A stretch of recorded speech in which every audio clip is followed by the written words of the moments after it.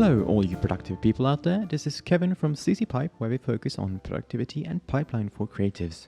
I've chosen to call this video Please Name Your Layers. So what is that all about then? Okay, so naming your Photoshop layers is such a simple thing to do, and it's a part of getting more structured work files. I've chosen to look at organizing layers in Photoshop, but this is of course applicable for many other Adobe apps as well. Why do I need to name and organize my documents, you might ask? I know what everything is. I guess that's the most common argument some people might have against changing how they work. Well, I have two things to say about that. Number one, you may know what everything is, but others probably won't. And unless you're working with personal projects, there's always a chance someone else might end up having to use your files.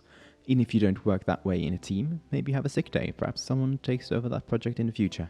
Regardless, they will probably be very grateful if they can at least somewhat easily understand and find everything. Number two, you may know what everything is now, but how about in 6 months when the project gets revisited and needs to be updated? All of a sudden you open up your own document and realize you don't know either. Okay, perhaps you might feel that it's hard to be creative when you constantly need to keep things clean and organized. Well, I think that's okay. You don't need to continuously keep everything tidy.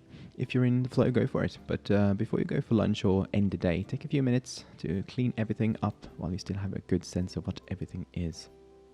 Like I said, this could be applicable on so much more than Photoshop, and maybe I'll make more videos about this, but I do like to give some practical tips, so let's look at Photoshop's layer panel. And number one, name your layers. And well, they are technically already named, so obviously that would mean naming them so that you and others will understand it. I'd say basically name it what it is or what it does, and if I have a pixel layer, for example, I'll probably name it what it is. For example, here is the retouch layer, so I'll simply call it retouch instead of the very descriptive layer 1. With adjustment layers, I like to call them by what they do. So for example, if I take away some redness, I like to call it -R instead of the also explaining selective color 1. And if I brighten it, I like to call it +lum for luminosity. And I do like to shorten things a bit. On that note, if you're freelance and working with other companies, why not ask if they have a naming convention that they'd like you to use? It will make you look good, and it will make it easier for them as well. Number two, use folders. I love folders. It makes it easy for me to find things quickly and also makes things less cluttered. And you can make folders by clicking here or simply by selecting layers and pressing Ctrl G as in group. Another reason to use folders is also that you can put masks on the folder and have everything in it share the same mask.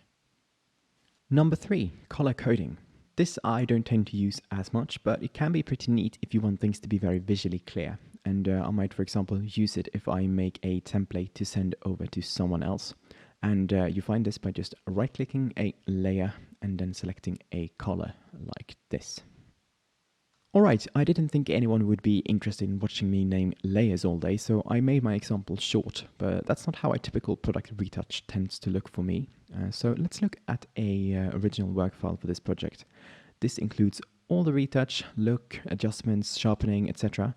And now I don't know about you, but here I think it starts to make a lot more sense keeping things a bit more structured. And a last tip, by the way, I'll admit that I don't use these, but if you have loads of layers, you can filter them by layer type up here. So for example, if you only want to show adjustment layers, you could toggle this one over here. And that's all I had for this week. See you in next week's tutorial.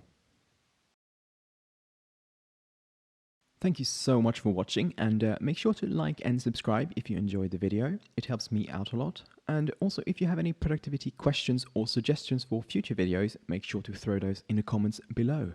Once again, thank you, and until next time, have a good one.